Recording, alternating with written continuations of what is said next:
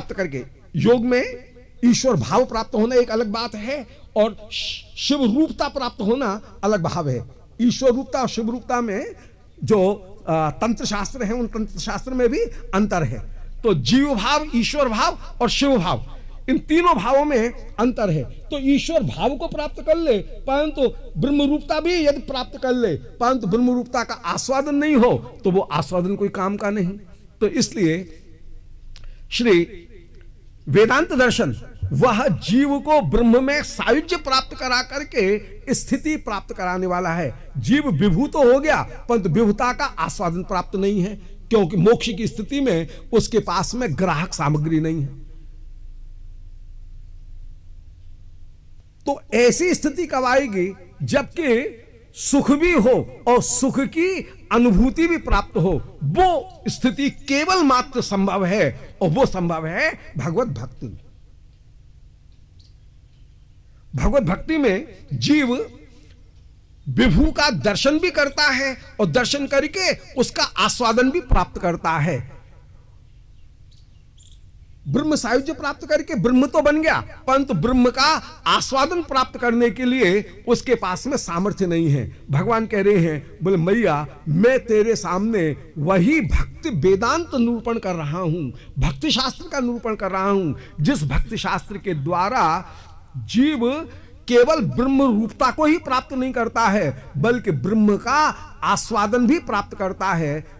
जीव ईश्वर भाव को प्राप्त, जीव ईश्वर का दास्य भाव प्राप्त करके, सेव्य सेवक भाव प्राप्त करके श्री प्रभु के माधुर्य का परिपूर्ण आस्वादन कर सकने की योग्यता प्राप्त करता है। उस भक्ति मार्ग का मैं मैया तेरे सामने अब निरूपण करता हूं। सो भगवान कह रहे हैं, योगा आध्यात्मिक पुंसाम मतो निश्रेयसाय में। बोले मैया मोक्ष प्राप्त कराने के लिए आध्यात्मिक योग का मैंने वर्णन किया है, अर्थात 6 दर्शनों के द्वारा आध्यात्मिक योग का वर्णन किया। परंतु इन 6 दर्शनों में अंत में जो वेदांत दर्शन के अंतर्गत भक्ति वेदांत है, जो भक्ति शास्त्र है, उस भक्ति शास्त्र के द्वारा ही पंचम पुरुषार्थ प्रेम की प्राप्ति होकर के ही जीव को परम परम सुख की प्राप्ति हो सकती है। इसलिए अत्यंतोपरतिर यत्र दुःखस्य च सुखस्य च, इस भक्ति शास्त्र को प्राप्त करके, भगवत दास्य स्वरूप को प्राप्त करके सुख की और दुख की अत्यंत उपरति हो जाएगी, अर्थात सांसारिक सुख दुख इन दोनों से जीव मुक्त हो जाएगा और उसे स्वरूप भूत जो सुख दुख हैं उनकी प्राप्ति उस जीव को होगी। मैया देख, नयुज्यमानया भक्त्या भगवत्यखिलात्मनि सदृशोस्ते शिव पंथा। जो दृढ़ भक्ति है, युज्यमानया भक्त्या, जुड़ गई जो भक्ति, युज्यमान बिल्कुल भगवान के साथ में कस करके जुड़ गई, ऐसी जो भक्ति है दृढ़ भक्ति, उस दृढ़ भक्ति के बिना कोई दूसरा श्रेयस्कर मार्ग है ही नहीं। मार्ग तो बहुत से हैं, न्याय भी है, वैशेषिक भी है, सांख्य भी है, मीमांसा भी है, योग भी है, केवलाद्वैत भी है, सारे मार्ग हैं। परंतु न युज्यमानया भक्त्या, भक्ति से बढ़कर के परम कल्याण करने वाला, सुख का आस्वादन कराने वाला कोई दूसरा मार्ग नहीं है। यहां श्री कपिल देव जी का ये जितना भी तात्पर्य है, ये किसी मतवाद की निंदा करने के लिए नहीं है, क्योंकि नहीं निंद्यम निंदयितुम प्रवर्तते स्वमतम स्थापयितुम, निंदा निंदनीय की निंदा करने के लिए नहीं है, बल्कि अपने मत की स्थापना करने के लिए है। तुलनात्मकता जहां भी स्थापित की जा रही है, वहां स्वमत की स्थापना में तुलना का विनियोग है। इसलिए मैया मैं तेरे सामने भक्ति मार्ग का निरूपण कर रहा हूं। भक्ति से बढ़कर के कोई दूसरा कल्याण करने वाला मार्ग नहीं है। और तो और क्या, योगी नाम ब्रह्म सिद्ध है। कोई योगी यदि ब्रह्म सिद्धि प्राप्त करना चाहे तो ब्रह्म सिद्धि भी तब तक नहीं होगी जब तक कि वह भक्ति का आश्रय ग्रहण नहीं करेगा। बिना भक्ति के योग की भी प्राप्ति साधक को नहीं हो सकती है। मैया देख, ये मनुष्य देह यह मोक्ष का खुला हुआ दरवाजा है। जो मुझ में भक्ति करते हैं वे मुझे प्राप्त करते हैं। सताम प्रसंगान मम वीर्य संवेदो भवन्ति हृत्कर्ण रसायना कथा तज्जोषणादाश्वपवर्ग वर्तमनि श्रद्धा रतिर भक्ति अनुक्रमिष्यति। संतों का संग कर, संतों का संग करके फिर संत सेवा, पहले साधु संग फिर साधु सेवा। जब साधु संग साधु सेवा करेगा तब जाकर के क्या होगी, श्रद्धा उत्पन्न होगी। फिर श्रद्धा के बाद में भी साधु संग और साधु सेवा। तो साधु संग साधु सेवा श्रद्धा के पहले भी है और बाद में भी। आदौ श्रद्धा तथा साधु संग तथोत भजन क्रिया। पहले श्रद्धा उत्पन्न हुई, साधु संग किया, फिर भजन क्रिया जो है वो भजन क्रिया की प्राप्ति होगी। तब श्रद्धा रतिर भक्ति अनुक्रमिष्यति। पहले साधन भक्ति उत्पन्न होगी, फिर साधन भक्ति ही परिपाक को प्राप्त होकर के भाव भक्ति के रूप में परिणत होगी। भाव भक्ति ही फिर प्रेम लक्षणा भक्ति के रूप में परिणत होगी। श्रद्धा रति भक्ति ये क्रम क्रम करके प्राप्त होंगी। तीनों वस्तुएं एक ही है परंतु परिपाक का अंतर है। जैसे कच्चा आम ही खटमिठा आम, खटमिठा आम ही फिर मीठा गट्टा आम बनकर के विराजमान होता है, ऐसे ही श्रद्धा रति भक्ति ये क्रम क्रम करके आस्वादनीय होकर के विराजमान होंगी। मैया देख, भक्ति सुकर होकर के विराजमान है। श्रवण कीर्तन स्मरण यतिष्यते ऋजुभिर योग मार्गई। एक भक्त साधन भक्ति की स्थिति का वर्णन कर रहे हैं। अब तीन भक्ति बताई, साधन भक्ति, भाव भक्ति और प्रेम लक्षण भक्ति। इसमें साधन भक्ति का मार्ग बता रहे हैं कि एक भक्त यतिष्यते ऋजुभि योग मार्गई, हठ योग मार्ग का आश्रय ग्रहण नहीं करेगा, ऋजु योग मार्ग जो है उनका आश्रय ग्रहण करेगा। ज्ञान मार्ग में हठ योग का आश्रय ग्रहण करना पड़ेगा, परंतु भक्ति मार्ग में ऋजु योग मार्ग का आश्रय ग्रहण करना पड़ेगा। वहां पर तर्क न्याय भी कोमल तर्कों का प्रयोग किया जाएगा, अत्यंत कठिन तर्कों का प्रयोग नहीं किया जाएगा। अतः जरन मीमांसा रक्षा कृष्ण भक्ति रस सदा। जो जरद मीमांसा के हैं उनसे कृष्ण भक्ति रस की रक्षा करनी पड़ेगी। कोमल जो तर्क है वो ही भक्ति मार्ग में भक्तगण प्रवृत्त करते हैं, बहुत ज्यादा शास्त्रार्थ नहीं करते। ये भक्ति का विशेषण है। तो तर्क की दृष्टि से भी कोमल और उपासना की दृष्टि से भी कोमल जो मार्ग हैं उनको अपनाए। कोमल मार्ग कौन से हैं? बोले श्रवण कीर्तन स्मरण। इन तीन भक्तियों को बिना देह कष्ट दिए हुए इन तीनों भक्तियों को साधक करे। अरे भाई, यदि गर्मी में बैठा नहीं जाता है तो पंखा चला लो, पंत ठाकुर का नाम करो, ये बात है। आड़े टेढ़े लटकने की आवश्यकता नहीं है। आनंद से सुखासन बिछा करके बैठ करके माला जपो। यहां पर आड़े टेढ़े हठयोग को करने की आवश्यकता नहीं है। ऋजुभिर योग मार गई, कोमल मार्ग अपनाते हुए भगवत आराधन करते हुए विराजमान हो। मूल जो वस्तु है वो श्रवण कीर्तन स्मरण कितना कर रहे हो, ये बात मुख्य है।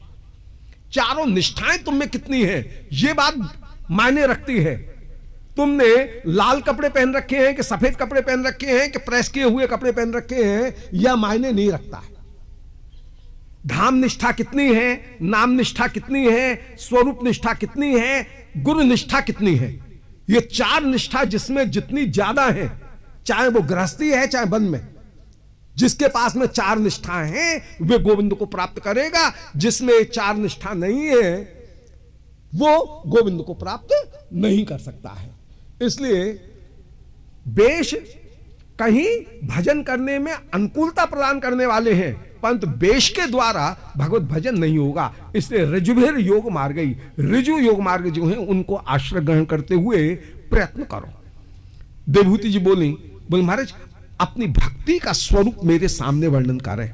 बोले इंद्रियों के द्वारा ठाकुर की सेवा, इसी का नाम है भक्ति। सेवनम भक्ति। इंद्री तीन, कर्मेंद्री, ज्ञानेंद्री और अंतःकरण। तो हाथ पांव आंख जिह्वा इनके द्वारा, कर्मेंद्रियों के द्वारा कृष्ण की सेवा, हाथ पाम के द्वारा सेवा, जिह्वा के द्वारा श्री भगवान के नाम का संकीर्तन, और ज्ञानेंद्रिय जो है कान, उनके द्वारा कृष्ण कथा का श्रवण करना, जिह्वा के द्वारा भगवत रस का, अधरामृत का पान करना, नेत्रों के द्वारा उनके रूप का दर्शन करना, शब्द स्पर्श रूप रसगंध, ये हो गई कर्मेंद्रिय ज्ञानेंद्रिय। अब रहा अंतःकरण। कर्मेंद्रिय ज्ञानेंद्रिय कोई भी कार्य नहीं कर रही हैं, परंतु अंतःकरण के द्वारा भी जो चेष्टा की गई, खाली बैठे हैं परंतु खाली बैठे हुए मन के द्वारा ठाकुर की सेवा कर रहे हैं, मानसी। तो ये मानसी जो सेवा है यह भी अनुशीलन है। अतः आनुकूल्येन कृष्णानुशीलनम, अनुकूल होकर के इंद्रियों के द्वारा कृष्ण की, कृष्ण संबंधी चेष्टा। अब मन के द्वारा ही परिक्रमा दे रहे हैं। अब परिक्रमा पैरों से द्वारा नहीं की जा रही है, मन के द्वारा की जा रही है, परंतु इसको भी भक्ति कहेंगे। तो चाहे कर्मेंद्रियों के द्वारा, चाहे ज्ञानेंद्रियों के द्वारा, और चाहे मन के द्वारा भी कोई चेष्टा की जाए, जितनी भी चेष्टाएं हैं वे सब चेष्टाएं भक्ति कहलाएंगी। इसलिए भक्ति का में भाव रूप भक्ति भी विराजमान है और चेष्टा रूप भक्ति भी विराजमान है। इसलिए सत्व एवैक मनसः वृत्ति स्वाभाविकीतया अनिमित्ता भागवती भक्ति, उसका नाम है इंद्रियों के द्वारा की गई जितनी भी चेष्टाएं और मन के भाव, उनका नाम भक्ति है। वो भक्ति जब उत्पन्न होगी तब मन की जितनी भी कामना वासनाएं हैं वे सब नष्ट हो जाएंगी। मेरे भक्तगण मोक्ष तक को भी नहीं चाहते हैं, मैं उनको मोक्ष देना चाहता हूं। अंशतो में गतिमंडवीम प्रयुंक्ते, भगवान कह रहे प्रयुंक्ते, मैं उनको मोक्ष दिखाता हूं, परंतु भक्त उस मोक्ष को ग्रहण नहीं करते हैं, वे मोक्ष का भी त्याग कर देते हैं। मैया, भक्ति के बिना भय की निवृत्ति नहीं हो सकती है। अब इस भक्ति के साथ में दो चीज और जुड़ जाएं तो भक्ति जल्दी फलीभूत हो जाती है। विश्वनाथ चक्रवर्ती जी ने एक बड़ी सुंदर बात कही कि चंपे का कोई फूल वृक्ष है और उस वृक्ष में यदि दूध से सिंचाई कर दी जाए, बढ़िया खाद लग जाए, तो उसमें और भी बढ़िया और जल्दी फल आएंगे। इसी प्रकार भगवत भक्ति के साथ में ज्ञान और वैराग्य ये दोनों जुड़े हुए हों तो भक्ति और ज्यादा जल्दी प्रभावशाली होकर के फल देने वाली है। भक्ति है स्वतंत्र, भक्ति ज्ञान वैराग्य के ही मुखापेक्षी नहीं है, परंतु भक्ति ज्ञान वैराग्य यह त्रिक सर्वदा विराजमान है। ये तीनों एक संग विराजमान होते हैं। जहां भक्ति आती है वहां ज्ञान अपने आप आ जाएगा, जहां भक्ति आती है वहां वैराग्य अपने आप आ जाएगा, परंतु उस ज्ञान वैराग्य को भी संभाल करके यदि आगे बढ़ा जाए तो भक्ति ज्यादा जल्दी प्रभावशाली होकर के विराजमान होगी। और श्रीमद् महाप्रभु के परकर की एक विशेषता रही कि महाप्रभु का परकर वैराग्य प्रधान होकर के रहा। श्री गौरहरि का जो परकर है वो वैराग्य प्रधान होकर के रहा। रूप सनातन परम विरक्त होकर के विराजमान रहे, वैराग्य की शिक्षा देते हुए विराजमान रहे। श्री जीव गोस्वामी जी वो ज्ञान अंग को भी साथ में लेकर के और ज्ञान को भी बड़ी कृपा, श्री रूप ज्ञान वैराग्य, वो ज्ञान वैराग्य अपूर्ण रूप से विराजमान रहे। श्री जीव गोस्वामी जी वो ज्ञान को भी साथ में लेकर के अपूर्ण रूप से विराजमान रहे। तो ये भक्ति मार्ग जो है वो अत्यंत अत्यंत कृपामय मार्ग होकर के विराजमान है। श्री उस ज्ञान वैराग्य के द्वारा भक्ति जल्दी पुष्पित होगी, नहीं तो इधर भजन कर रहे हैं उधर विषयों का सेवन कर रहे हैं तो विषय कहीं खींच लेंगे, भजन धीमा हो जाएगा। परंतु वैराग्य पूर्वक यदि भक्ति की जाएगी तो भक्ति और ज्यादा दृढ़ होकर के विराजमान होगी। इसलिए सांख्य तत्व का श्री कपिल देव जी ने उपदेश प्रदान किया कि मैया देख, संपूर्ण जगत मेरी ही त्रिगुणात्मिका माया शक्ति का परिणाम होकर के विराजमान है। जगत का अभिन्न निमित्तोपादान कारण तो मैं ही हूं, परंतु जगत की सृष्टि होने पर भी माया के दोष मुझ में नहीं लगते हैं। जैसे सेठ जी तो अपने एयर कंडीशन रूम में बैठे हुए हैं, परंतु वे अपने नौकर से घर की सफाई करवा रहे हैं। अब धूल लगेगी तो किसको लगेगी? नौकर को, सेठ जी को नहीं लगेगी। ऐसे ही भगवान अपनी त्रिगुणात्मक शक्ति के द्वारा जगत की सृष्टि करवा रहे हैं। ये वैष्णवों का जो सिद्धांत है वो कहीं शक्ति परिणामवाद है। शक्ति के माध्यम से आप जगत को परिणत कर रहे हैं। यहां पर भ्रम नहीं है, यहां पर विक्षेप के रूप में जगत प्राप्त नहीं हुआ है। रज्जू में सर्प की भ्रांति की तरह से जगत नहीं बना है, बल्कि श्री प्रभु अपनी बहिरंगा शक्ति के द्वारा जगत को तत्वतः प्रकट करते हुए विराजमान हो रहे हैं। तो शक्ति परिणाम के द्वारा जहां पर जगत की सृष्टि की जा रही है, वहां पर माया के दोष माया तक ही रह गए। जो सफाई करने वाला कर्मचारी है, जो पुताई करने वाला कर्मचारी है, छींट जो लगेंगी वो कर्मचारी को लगेंगी, सेठ जी को नहीं लगेंगी। सेठ जी तो अपने एसी रूम में बैठे हैं, ठाकुर तो अपने वैकुंठ में विराजमान हैं। उनकी माया शक्ति जगत का कार्य करते हुए विराजमान है। परंतु कहा क्या जाएगा? बोले मकान किसने बनवाया? मकान कौन का है? बोले सेठ जी का। कौन बनवा रहा है? बोले सेठ जी बना रहे। ये बिल्डिंग कौन बना रहा है? बोले सेठ जी बना रहे। नाम होगा सेठ जी। ऐसे ही अभिन्न निमित्तोपादान रूप में माया के द्वारा संपूर्ण जगत शक्ति परिणाम के रूप में सामने आ रहा है, परंतु माया के दोष जो घोरता है, जो मूढ़ता है, वह श्री प्रभु तक कहीं नहीं पहुंच रहे हैं। मैया देख, तो ये जान कि माया के द्वारा ही श्री प्रभु उस समय संपूर्ण जगत को, माया के विभिन्न जो तत्व हैं उनके द्वारा संपूर्ण जगत को प्रकट करते हुए भगवान विराजमान है। श्री कपिल देव जी ने सांख्य तत्व का इस प्रकार उपदेश प्रदान किया। कह रहे हैं प्रकृति स्थोप पुरुषो नाज्यते प्राकृतिक गुणई अविकारात अकर्तृत्वात् निर्गुणत्वात् जलार्कवत्। बोले मैया, ये जीव भी ईश्वर का ही तटस्था शक्ति की वृत्ति होकर के ये जीव भी विराजमान है। जैसे आकाश में चंद्रमा विराजमान है, आकाश में सूर्य विराजमान है। अब सूर्य से निकली किरण, वो किरण जल में विराजमान है। अब जल के जितने से अंश में किरण पड़ी, उतने से अंश में चंद्रमा का प्रतिबिंब दिख रहा है। वो प्रतिबिंबित चंद्रमा ही क्या है? बोले प्रतिबिंबित चंद्रमा ही है अहंकार। अब यदि जल हिलता है तो वो प्रतिबिंब जो है वो प्रतिबिंब उतना उतना हिलेगा। तत्वतः किरण नहीं हिल रही है, जो जितने से अंश में वो चंद्रमा की किरण प्रकाशित कर रही है, उतने से अंश का जल हिल रहा है। ऐसे ही ईश्वर के अंश रूप जो जीव, वो जीव भी शुद्ध बुद्ध मुक्त है, नित्य।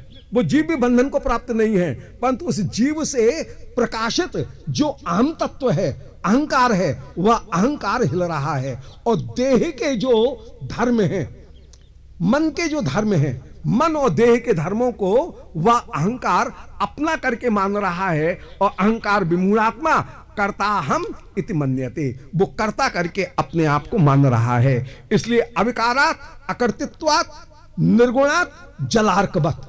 जैसे जल का जो चंद्रमा है, अर्क, जल का जो सूर्य है वो हिल रहा है। आकाशस्थ जो सूर्य है उसमें कोई भी विकार नहीं है, जो किरण है उसमें भी कोई विकार नहीं है।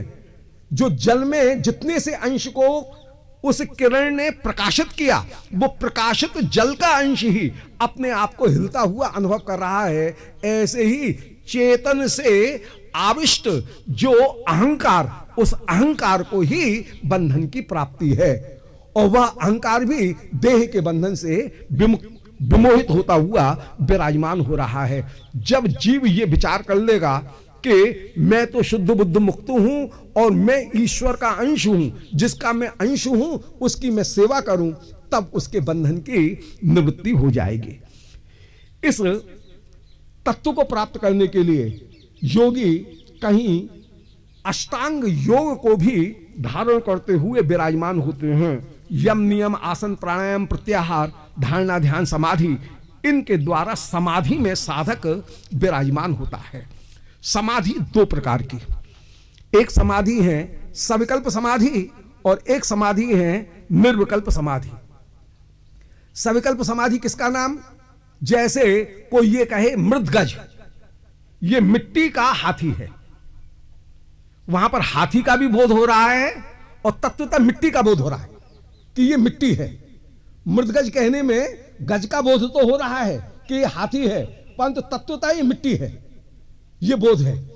तो इसी का नाम है सविकल्प समाधि, कि सब कुछ है ब्रह्म, परंतु ब्रह्म होते हुए भी सब कुछ ईश्वर है, ये होते हुए भी साधक ये विचार करता है कि ये ज्ञाता है, ये ज्ञान है, ये ज्ञेय है। ज्ञाता और ज्ञेय, इनके बीच में ज्ञान जहां पर विराजमान है, ये त्रुटि जहां पर विराजमान है, उसका नाम है सविकल्प समाधि।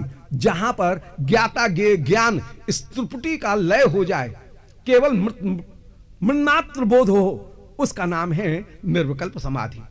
सविकल्प समाधि धारण करने पर ही जीव के संसार बंधन की तत्वतः निवृत्ति हो सकती है। बिना भक्ति के संसार की निवृत्ति नहीं होती। भक्ति के प्रभाव से ही एक ज्ञानी के भी संसार की निवृत्ति होती है। इसलिए एक भक्त, एक ज्ञानी भी सविकल्प समाधि में भगवान की रूप माधुरी का ध्यान करता है और उस रूप माधुरी के द्वारा ही वह यह निर्णय पर पहुंचता है कि मैं भगवान का अंश होकर के विराजमान हूं, या तो मैं सेवा करूं, या ज्ञानी है तो तादात्म्य प्राप्त करेगा, सायुज्य प्राप्त करेगा, मोक्ष को प्राप्त करेगा। परंतु संसार की निवृत्ति तब तक नहीं होगी जब तक कि वह भगवान नाम रूप गुण इनको चिन्मय करके नहीं मानेगा। इसलिए एक भक्त अपने हृदय में पहले भगवत स्वरूप का ध्यान करे। जब सर्वांग स्वरूप का ध्यान कर ले, तब एक एक अंग जो है उनका साधक ध्यान करते हुए विराजमान हो। संचिंतेत भगवत चरणारविंदम वज्रांकुश ध्वज सरोरुह लांछनाढ्यम उत्तुंग रक्त बिलसन नख चक्रबाल ज्योत्स्ना विराहत महत हृदयांधकारम। सबसे पहले उसे भगवान के चरणारविंद का ध्यान करना चाहिए। जो चरणारविंद वज्र अंकुश ध्वज कमल, इन चार चिन्हों से युक्त होकर के विराजमान। चिन्ह तो 19 है। चंद्रार्धम कलशम त्रिकोण धनुषी खम गोष पदम प्रोष्ठकाम शंखम सभ्य पदेत दक्षिण पदे कोणाष्टकम स्वस्तिकम चक्रम छत्र यवांकुश ध्वज पवि जम्बूर्ध रेखांबुजम बिभ्राणम हरिऊन विंशति महा लक्ष्म्यार्चितांघ्रिम भजे। परंतु इन 19 चरण चिन्हों में भी 4 चरण चिन्ह मुख्य रूप से ध्येय होकर के विराजमान। वज्र के द्वारा भजन में आने वाली जितनी भी बाधा, उन सबों का क्षय होता है। ध्वज के द्वारा भक्ति की विजय, यह भक्त के हृदय में स्फुरित होती है। अंकुश के द्वारा मनुरूपी मतवाला जो हाथी, उसको वश में किया जाता है। अंकुश के ध्यान का ये फल। और कमल के द्वारा संसार रोग जो हैं उनकी निवृत्ति होती है। श्री ध्रुवदास जी ने श्री भगवान के और श्री प्रियालाल दोनों के चरणार चिन्ह का ध्यान वर्णन किया। कई जगह ध्यान किया, शास्त्रों में भी वर्णन है। तो 19 चरण चिन्हों में एक एक चरण चिन्ह के ध्यान करने का एक एक फल प्राप्त है। सो विशेष रूप से वज्रांकुश ध्वज सरोरुह लांछनाढ्यम, वज्र अंकुश ध्वज और कमल, इन 4 चिन्ह जो हैं उनका साधक ध्यान करते हुए विराजमान हो। फिर भगवान की जंघाओं का ध्यान करे जिनको लक्ष्मी जी पलोटती हैं। फिर नाभि का ध्यान करे जिसमें से अपूर्व रूप से कमल प्रकट हुआ, जहां पर ब्रह्मा प्रकट हुए। वक्षस्थल जो विभूति का स्थान है। भुजाओं का ध्यान करे जो शंख चक्र गदा पद्म आयुधों से युक्त होकर के विराजमान है। फिर भगवान की वनमाला का ध्यान करे जो अपूर्व बहिरंगा माया शक्ति जिसकी छाया होकर के विराजमान है। फिर कौस्तुभ मणि का ध्यान करे जिसमें से जीव रूपी जो किरण वो भी कहीं बाहर प्रकटती हुई विराजमान है। फिर मुखारविंद का ध्यान करे। ऐसे भगवान का चित्त ध्यान जब करेगा तब भक्तियार दयार पित मना न पृथक दिदक्षेत, ये विधि है। दिदक्षेत विधिलिंग का प्रयोग है, अर्थात भक्त को भगवान के रूप का ध्यान करते हुए फिर कोई दूसरी चीज का ध्यान कभी करना ही नहीं चाहिए। यह तो हो गई विधि। अब कोई जब ये विचार कर रहे हैं कि आहा ये भगवत स्वरूप तो चिन्मय है, परंतु भगवत स्वरूप के ध्यान करने में कहीं आयास है, हाय हम प्रभु के साथ में मिलकर के एक हो जाएं, निरायास आयास भी कहीं समाप्त हो जाए, ये विचार करते हुए जो ज्ञानी विराजमान हैं, ऐसे जो ज्ञानी वो तत्ताप चित्त बडिशम शनकई व्युंगते, वहां से अपने चित्त रूपी वडिश को, मत्स्य बंधनी जो है उसको धीरे से अलग करता है। व्युंगते ये लटलकार का प्रयोग है, ये विधि नहीं है, अर्थात ऐसा करना चाहिए ये नहीं है। कोई ज्ञानी सविकल्प रूप का ध्यान करने के बाद में फिर निर्विकल्प रूप का ध्यान करते हैं।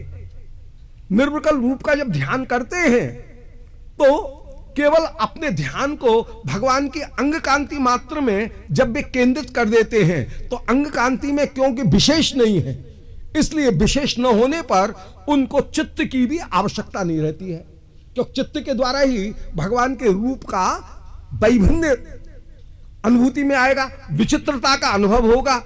अब जब केवल ज्योति मात्र का ध्यान कर रहे हैं, उस ज्योति में कोई विचित्रता है नहीं, ऐसी स्थिति में उनको चित्त की भी आवश्यकता नहीं है, अतः उनका चित्त भी लय को प्राप्त हो जाता है। जब चित्त लय को प्राप्त हो जाता है तो उपाधि के समाप्त हो जाने पर वह ज्ञानी ब्रह्म में जाकर के अवस्थित हो जाता है। जैसे जब तक रुई की बत्ती है तब तक ज्योति है, जब रुई की बत्ती जल गई तो ज्योति महाज्योति में ही अवस्थित हो जाती है। ऐसे ही एक ज्ञानी तो मोक्ष को प्राप्त कर लेगा, परंतु मोक्ष को प्राप्त करने पर भी आस्वाद की प्राप्ति नहीं। ब्रह्म बन गया परंतु क्या करेगा ब्रह्म बन करके, आस्वाद की प्राप्ति है नहीं, इसलिए इसको विधि रूप में निरूपण नहीं किया, इसको केवल एक प्रकार, एक विकल्प के रूप में प्राप्त वर्णन किया कि ज्ञानी भक्ति के माध्यम से मोक्ष को प्राप्त करते हैं, परंतु क्योंकि मोक्ष में अत्यंत सुख का आस्वादन नहीं है, इसलिए भक्तगण भगवान के रूप में ही निरंतर निरंतर चित्तवृत्ति लगा करके सर्वदा सर्वदा विराजमान होते हैं। मैया देख, इस भगवत स्वरूप को सदा अपने हृदय में धारण करने के लिए साधक को कहीं वैराग्य समझना चाहिए। वैराग्य के लिए काल की गति को वो पहचाने। काल किसे कहते हैं? बोले गुणों में जो क्षोभ उत्पन्न करे उसका नाम है काल। संसार की जितनी भी वस्तु हैं वे सब बनी हुई हैं सत्व रज तम, इनके द्वारा। काल सत्व रज तम इनकी मात्रा में कम बेशी करता है। कभी सत्वगुण बढ़ जाएगा तो व्यक्ति प्रकाशित होने लगेगा, कभी रजोगुण बढ़ जाएगा तो वह कुछ का कुछ दिखने लग जाएगा, उसमें चंचलता आ जाएगी, कभी तमोगुण बढ़ जाएगा तो वस्तु का जो स्वरूप है वो परिवर्तित हो जाएगा, नष्ट हो जाएगा। तो काल गुणों में परिवर्तन करता है और काल के द्वारा गुणों में परिवर्तन करने पर व्यक्ति के स्वरूप में भी परिवर्तन आ जाता है। मैया पता नहीं लगता है इस काल के प्रभाव से, काल ने जो गुणों में परिवर्तन किया उस गुण के प्रभाव से अभी तक छोटे से बालक थे, उछल उछल करके कूद कूद करके चलते थे, देखते देखते हाथ में लठिया आ जाए, कब काले से धोरे हो गए पता ही नहीं लगे। नाद्रियंते यथा पूर्वम कीनाशा इव गोजरम। काल के प्रभाव से मैया इस जीव को अनादर की भी प्राप्ति होने लगती है।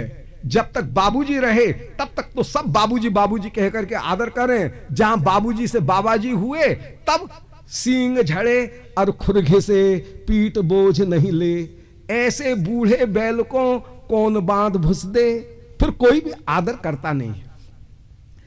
जब मृत्यु का समय आता है उस समय ये जीव सब बंद बांधव इसके घिर करके चारों खड़े हो जाते हैं। बाच्य मानोप न ब्रूते, इसे बुलाना चाहते हैं। क्यों जी, क्या ठाकुर का नाम लेवाएंगे? बोले नहीं नहीं। उस समय सब ये चिंता में है कि डोकरी मरते समय वसीयत में हमारे लिए भी कुछ लिख जाए। सबको अपनी चिंता ही लग रही है। बुलाना चाहते हैं परंतु ये जीव बोल नहीं पाता है। यमदूत आते हैं, इसको ले जाते हैं 99,000 योजन दूर। वहां कर्म की भोगों को भोग करके फिर कभी ये मनुष्य देह में जन्म ग्रहण करता है। गर्भ के भी कष्ट, गर्भ में भी ये चाहे तो कोई जीव भगवान की स्तुति कर सकता है कि तस्योपपन्नम अवितुम जगदिच्छयात् नाना तनोर भुवि चलत चरणारविंदम। बोले मैं उन प्रभु की शरणागति ग्रहण कर रहा हूं जिन्होंने अपने जगत की रक्षा करने के लिए स्वेच्छा से अनेक अनेक अवतार धारण किए। प्रभु आपने मुझे ये जो दंड दिया है वो सर्वथा उपयुक्त है, क्योंकि मैंने आपके चरणारविंद का आश्रय